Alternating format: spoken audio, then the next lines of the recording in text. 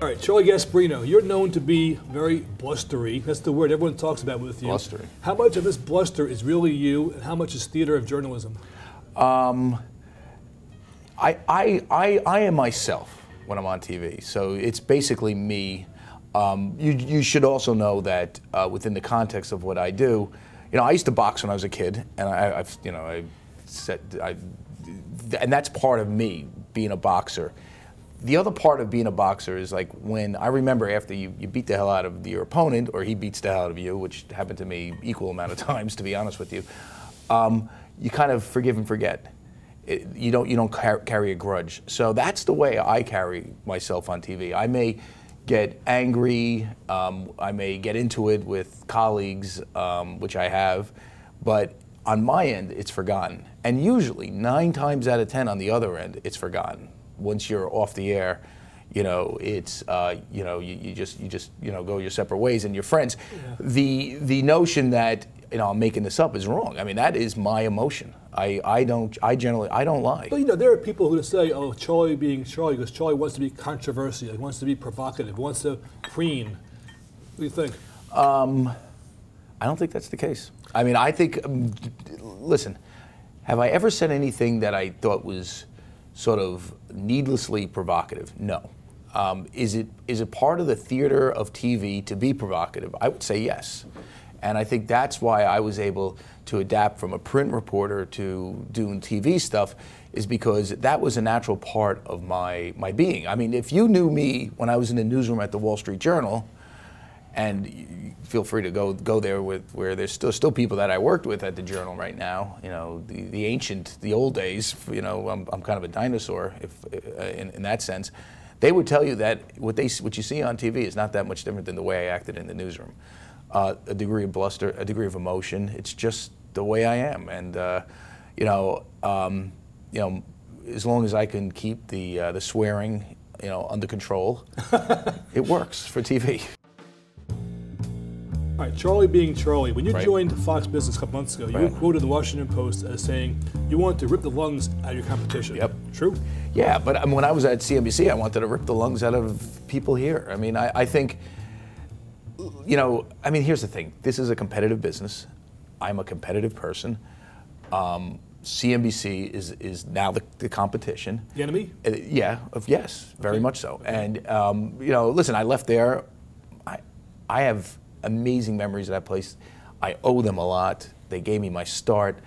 I'm friends with everybody from Maria to Erin to Melissa Francis, Melissa Lee.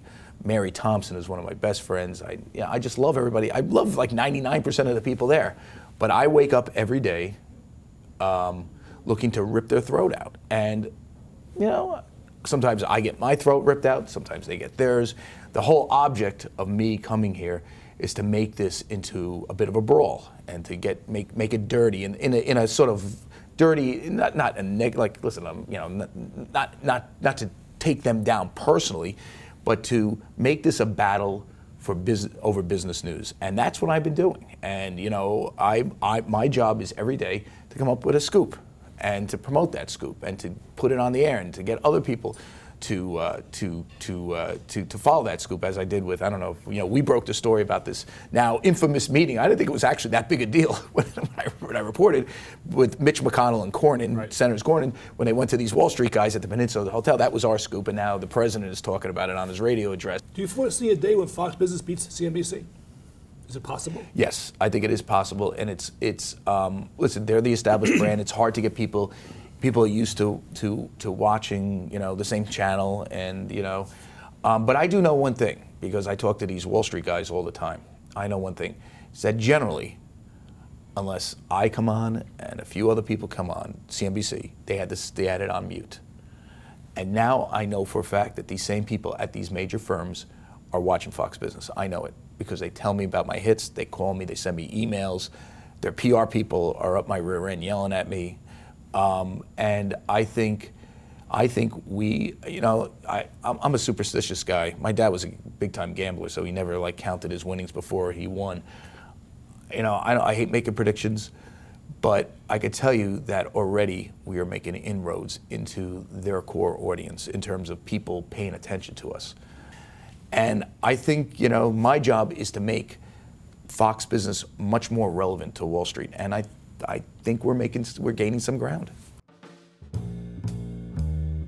What's your day like, Charlie? Your job is to break news. That's a pretty tough assignment every single day. Yeah, and I'm on the phone all weekend. I work 7 days a week. Now, I'm writing another book. Yep. I write stuff for foxbusiness.com. I write columns for the Daily Beast, which is Tina Brown's publication.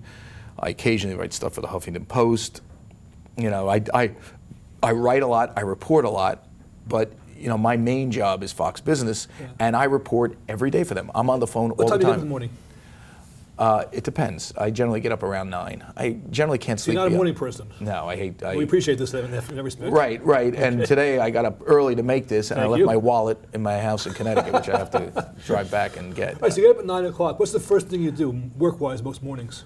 Well, it's usually somebody's calling me, and listen, reporting it's interesting. People think, oh, how do you get these stories? How do you?